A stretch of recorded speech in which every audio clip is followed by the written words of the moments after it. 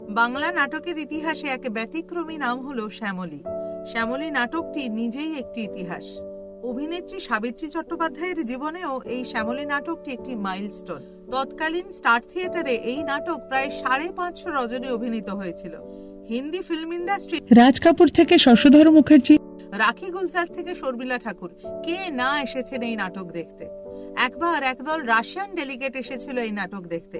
তাদের জন্য special show এর ব্যবস্থা করা হয়েছিল, আলাদা আলোর ব্যবস্থা করা হয়েছিল, এমনকি নাটকের শেষে তাদেরকে সংবর্ধনা দেওয়ারও ব্যবস্থা করা হয়েছিল। তখন বাংলার মুখ্যমন্ত্রী ছিলেন ডক্টর বিধানচন্দ্র রায়। তিনিও এই নাটক দেখতে এসেছিলেন এবং দেখে অভিভূত হয়েছিলেন।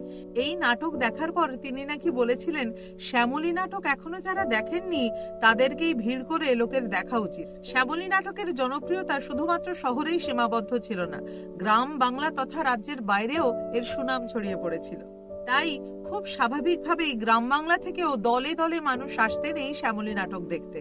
আর এখানেই তৈরি হলো সমস্যা। গ্রাম গঞ্জ মফস্বল থেকে যে মানুষরা আসতেন শ্যামলী নাটক দেখতে, তাদের মূল যাতায়াতের মাধ্যম ছিল ট্রেন। তাদের অনেকেই শো শুরু হওয়ার আগেই পৌঁছে যেতেন হলে, কিন্তু সমস্যা হতো ফেরার সময়। রাতে শো শেষ হওয়ার পর লাস্ট ট্রেন ধরতে না পারায় অনেকেই বাড়ি পৌঁছতে পারতেন না।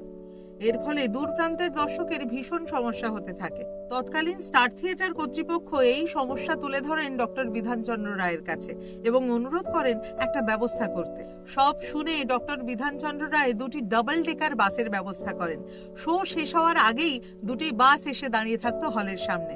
নাটক শেষ হতেই যে সমস্ত দর্শক বন্ধুরা দূর প্রান্তে যেতেন বা ট্রেন ধরতেন, তারা ওই বাসে করেই বাড়ি ফিরতেন। ডক্টর বিধানচন্দ্র রায়ের এই বিশেষ ব্যবস্থা কিন্তু দীর্ঘদিন ধরেই চলেছিল। একটি নাটককে কেন্দ্র করে এরকম বিশেষ ব্যবস্থার কথা সত্যি কি দ্বিতীয়টি আর শোনা যায়? সেই কারণেই শুরুতেই বলেছিলাম, শ্যামলী নাটকটি নিজেই একটি গৌরবময় ইতিহাস।